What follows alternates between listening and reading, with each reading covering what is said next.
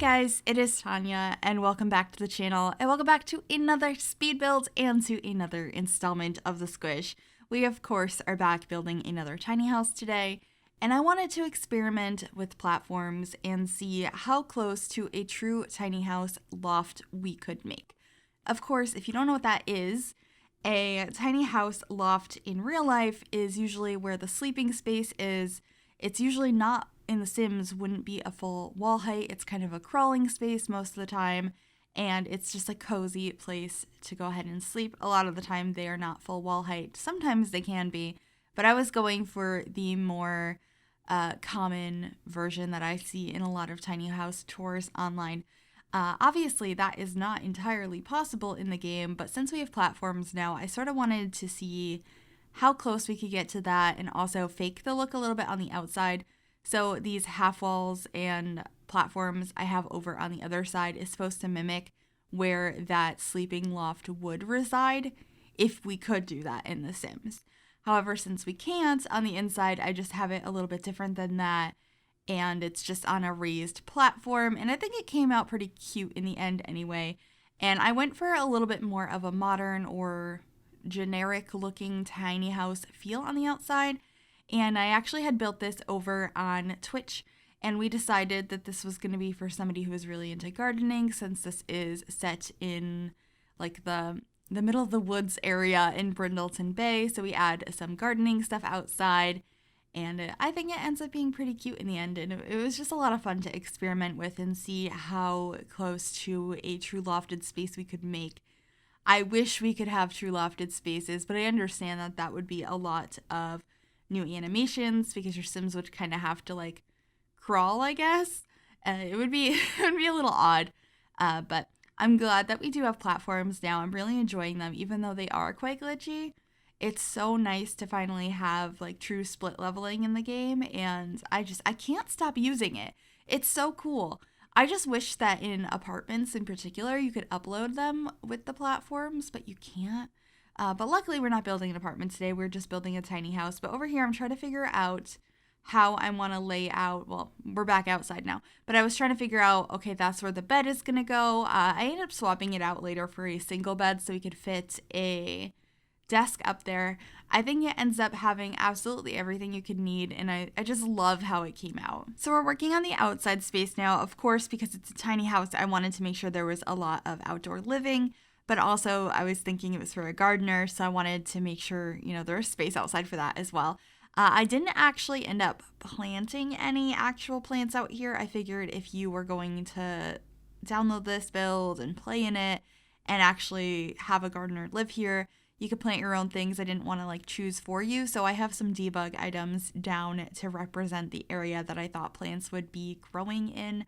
But there is functional laundry on this lot. I also used this really cute archway from Debug to lead into the gardening area.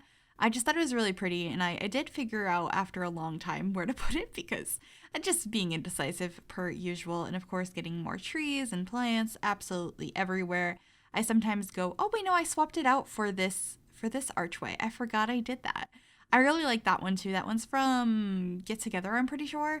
But I go overboard with landscaping per usual. It's one of my favorite parts of The Sims. I like landscaping and I like roofing. Those two things are just so much fun to me, and I don't know why. They just really are. Let me know if anyone relates to that. I feel like I always hear people saying they don't like landscaping or they don't like roofing. But I want to know if anyone else also really enjoys it like I do, because it's just so fun. It's like a puzzle. Anyway, adding some plants out here as you would expect for a gardener's tiny house. I also used the llama planter, which is super cute. That's from Nifty Knitting.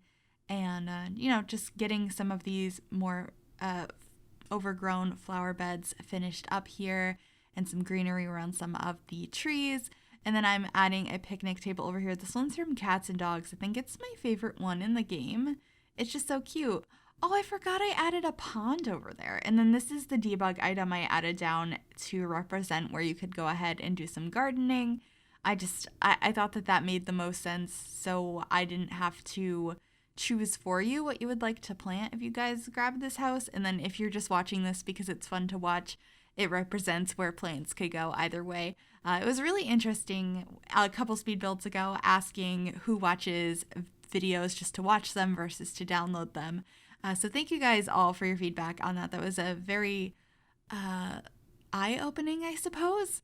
I'm really bad at words sometimes, but I think you're all used to that by now.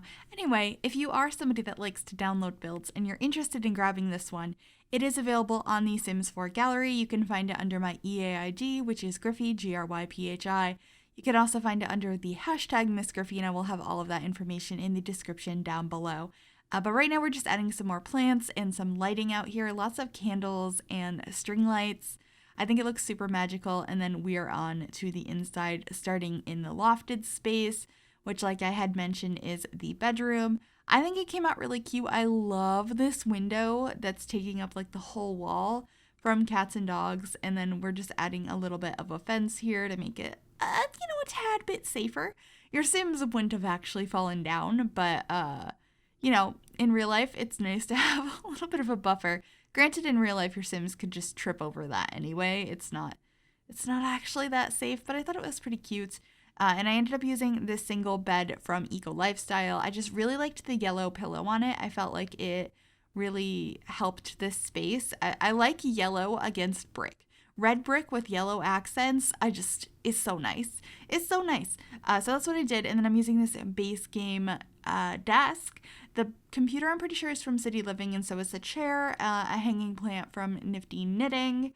And I think these plants and books are from Movie Hangout Stuff. That's the name of that pack.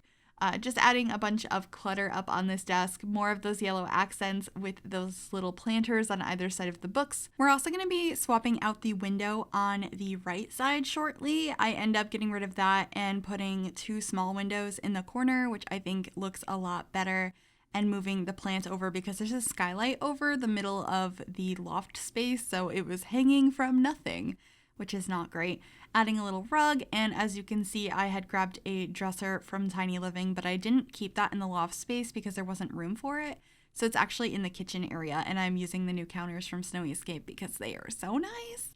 I also end up using a mini fridge because it's a very small space, and that allowed us to get a microwave as well, and also not block any windows with a tall fridge, which is definitely very helpful. So over here we have the corner counter. You can prepare food and chop things on a corner counter. I know sometimes I get comments when I do stuff like that saying that the kitchen is not usable. This is play tested, and I've done that many times, and that is usable to prepare food, which is really cool because if you couldn't do corner preparations, tiny kitchens would be so much more difficult to make. And of course I use the table from Tiny Living because it's taller. It's like the same size as most of the small tables, but it being taller gives the illusion of it being smaller somehow. And then in the bathroom, it's just the classic 3x1 tile bathroom I do in a lot of tiny homes. I did lower down the shower though, so it's a step down using platforms, so maybe the water wouldn't get everywhere. Although this isn't the way I normally do things. There's no sink in this bathroom. You'll have to use the kitchen sink, but it's just right outside the door, and that's pretty common in a lot of tiny homes, so I thought that was okay to do here. It just felt a little awkward, and I didn't want to get rid of those windows, so I decided to keep them and, just not have a sink in the bathroom and put the shower over on the other side where I normally would put a sink. But that's pretty much it for this build. I hope you guys liked it. If you did, make sure you give this video a big thumbs up. That really helps me out. You can also subscribe to the channel if you have not already. I'd love to have you join us. And if you click that bell, it'll turn on notifications so you'll be notified of every single time I upload a new video. Thank you guys so much for watching, and I will see you all soon. Bye, everybody.